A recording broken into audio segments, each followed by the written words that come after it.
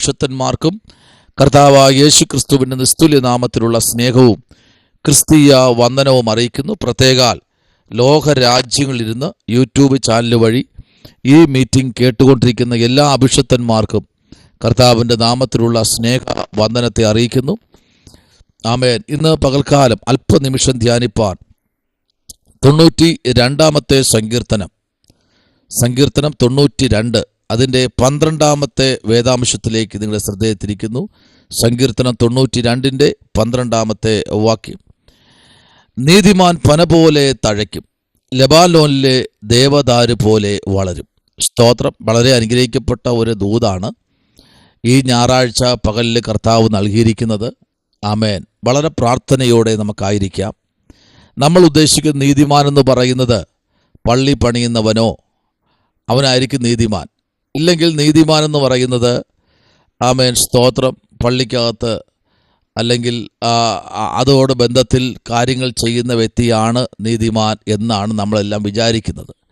ചിലർ വിചാരിക്കുക അങ്ങ് വിചാരിക്കുകയാണ് ഇതാണ് നീതിമാൻ.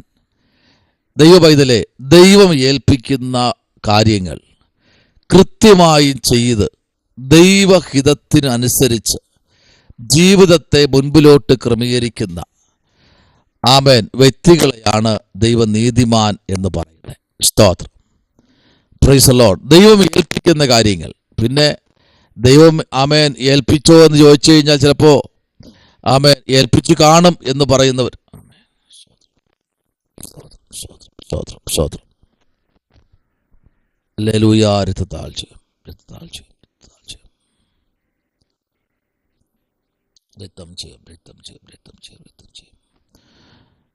Praise the Lord, praise the Lord, praise the Lord, praise the Lord, praise the Lord, praise the Lord, praise the Lord, praise the Lord, praise the Lord, praise the Lord, praise the Lord, praise the Lord, praise the Lord, praise the Lord, praise the Lord. ദൈവത്തിൻ്റെ ധന്യമായ നാമം വാഴ്ത്തപ്പെടുമാറാകട്ടെ. അനുഗ്രഹിക്കപ്പെട്ട നല്ല പ്രഭാതവേളയ്ക്കായി കർത്താവിനെ സ്തുതിക്കുന്നു, സ്തോത്രം ചെയ്യുന്നു.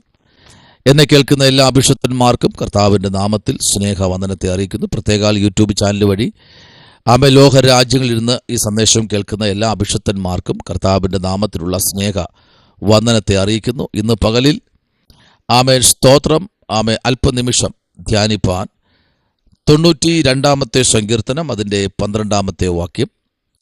നീതിമാൻ പന പോലെ തഴയ്ക്കും, ലെബാനോനിലെ ദേവദാരു പോലെ വളരും. Price the Lord. വളരെ അനുഗ്രഹിക്കപ്പെട്ട ഒരു ദൂതാണ് ഇവിടെ നമ്മൾ വായിച്ച് കേട്ടത്. ആമേൻ. നമുക്കറിയാം ഈ സങ്കീർത്തനം എഴുതിയിരിക്കുന്നത് ദാവീദ് തന്നെയാണ്.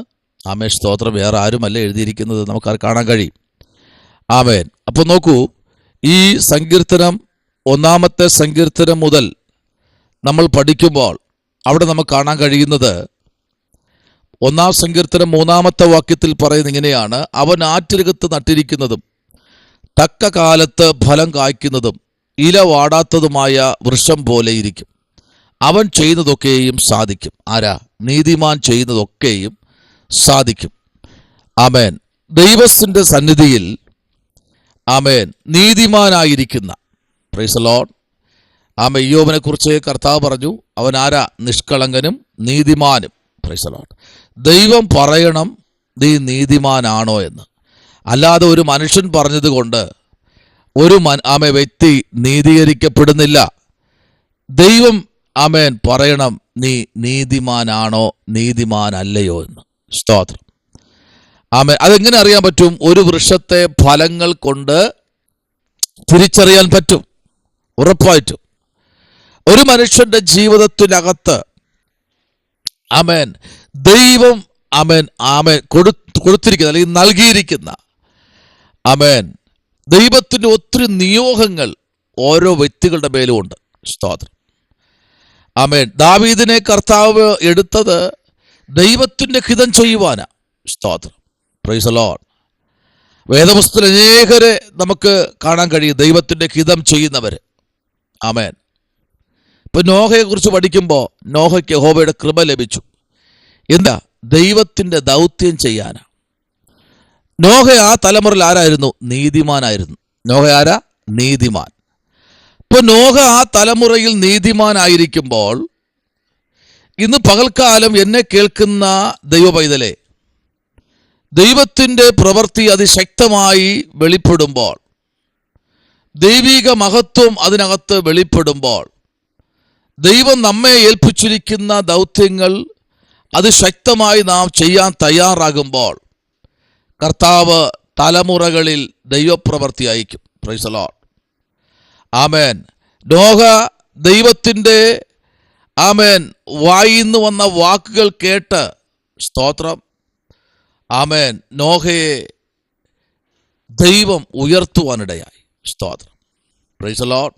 നമുക്കറിയാം, സകലത്തിൻ്റെ മേലും ഒരു ദൈവപ്രവൃത്തി ദൈവം അയച്ചതുപോലെ ഈ തലമുറയിലും ദൈവം നമ്മോട് ആമേൻ ഇടപെടുകയാണ് കേട്ടോ. Price the Lord. നോഹയെ നോക്കി ദൈവം പറഞ്ഞതാണ്, നോഹ ആരാ? നീതിമാൻ. സ്തോത്രം. Price the Lord. അപ്പോൾ ആ നീതിമാനെ കുറിച്ചാണ് ഇവിടെ നമ്മൾ വായിച്ചത്. സ്തോത്രം. നീതിമാൻ പന പോലെ തഴയ്ക്കും. ഹല്ലേലൂയ. ദൈവം ഏൽപ്പിച്ചത് നമ്മൾ ചെയ്യാൻ തയ്യാറാകുമ്പോൾ, ആര് കേൾക്കുന്നു, ആര് കേൾക്കുന്നില്ല, ആര് കൈയടിക്കുന്നു, ആര് കൈയടിക്കുന്നില്ല എന്നല്ല വിഷയം. നോഹ പ്രസംഗിച്ചു. നോഹ നീതി പ്രസംഗിയായിരുന്നു. നീതിയെക്കുറിച്ച് മാത്രം പ്രസംഗിക്കുന്ന, ദൈവം പറയുന്ന കാര്യം പറയുന്ന ഒരു വ്യക്തിയായിരുന്നു നോഹ. ഹല്ലേലൂയ. അപ്പോൾ നോഹയ്ക്ക് ദൈവത്തിൻ്റെ കൃപ ലഭിക്കുന്നതിൽ കാര്യമുണ്ട് കേട്ടോ. സ്തോത്രം. ദൈവം പറയുന്നത് നോഹ ചെയ്യുവാനിടയായി. സ്തോത്രം. Price the lord.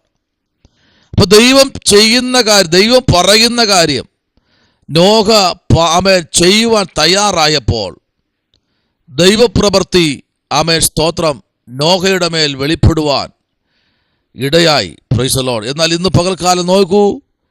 ആമേൻ.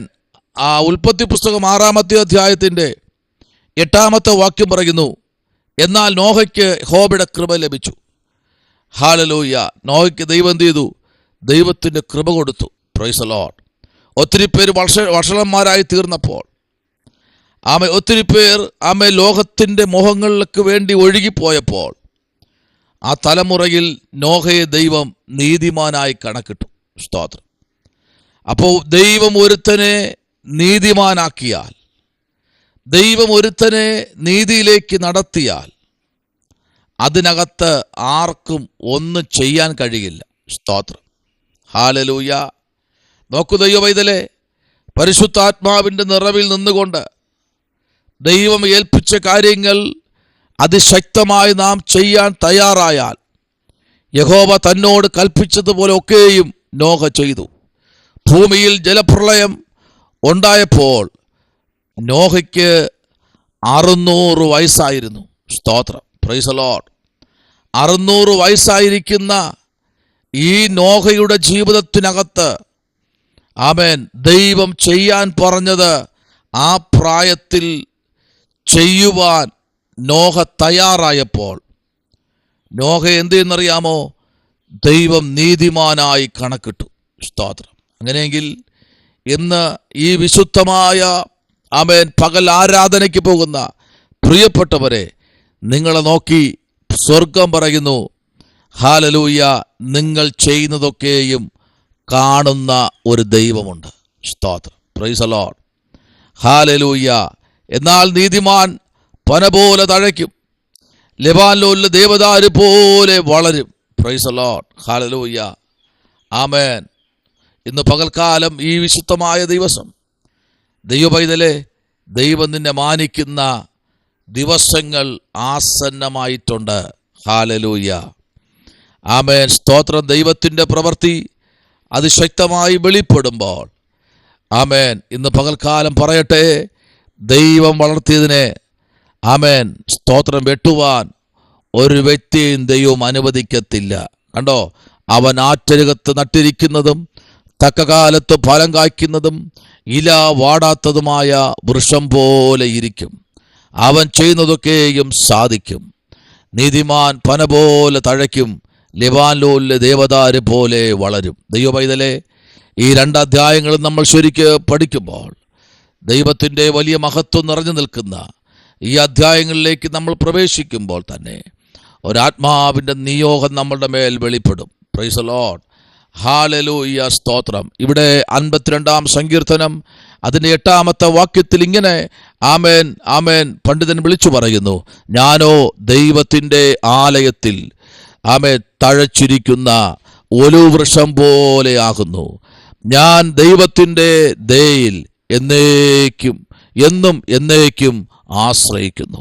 അപ്പോൾ നീതിമാന് തഴയ്ക്കാൻ ദൈവത്തിൻ്റെ ആലയം ഇന്ന് പകൽക്കാലം പരിശുദ്ധാത്മാവിൻ്റെ നിറവിൽ നമുക്ക് ഒരുമിച്ചായിരിക്കാമല്ലോ. പ്രാർത്ഥിക്കാൻ നമ്മുടെ കണ്ണുകളെ ഇന്ന് പകൽക്കാലം അടയ്ക്കാം. പരിശുദ്ധനായ ദൈവമേ, സ്വർഗ്ഗീയ നല്ല പിതാവേ, അനുഗ്രഹിക്കപ്പെട്ട നല്ല പകലിനായി സ്തോത്രം. ദൈവം ഞങ്ങളെ ഒരുമിച്ച് അനുഗ്രഹിക്കണമേ. സ്വർഗത്തിലെ കർത്താവിൻ്റെ കരം കൂടെ ഇരിക്കണമേ അപ്പ. സ്വർഗത്തിലെ കർത്താവിൻ്റെ വലിയ സാന്നിധ്യത്താൽ ഞങ്ങളെ നിറയ്ക്കണമേ അപ്പ. ക്രൂശിൻ്റെ മറവിൽ പൊതിഞ്ഞാട്ടുന്നത് വിശുദ്ധ സഭായോഗങ്ങളെ ദൈവം അനുഗ്രഹിക്കണമേ. ദൈവത്തിൻ്റെ പ്രവൃത്തി കണ്ട് ദൈവനാമത്തെ ഉയർത്തുവാൻ സഹായിക്കണമേ കർത്താവേ. ഒരു വലിയ ആത്മനിയോഗം എന്ന് പൽക്കാലം വെളിപ്പെടുവാൻ സർവശക്തനായ ദൈവം സഹായിക്കണം. പ്രാർത്ഥന കേട്ടിരിക്കാൻ നന്ദി. യേശുവിൻ അൻപുള്ള നാമത്തിൽ തന്നെ ആമേൻ. ഈ വചനങ്ങളാൽ ദൈവം എല്ലാവരെയും സമൃദ്ധിയായി അനുഗ്രഹിക്കട്ടെ. God bless you.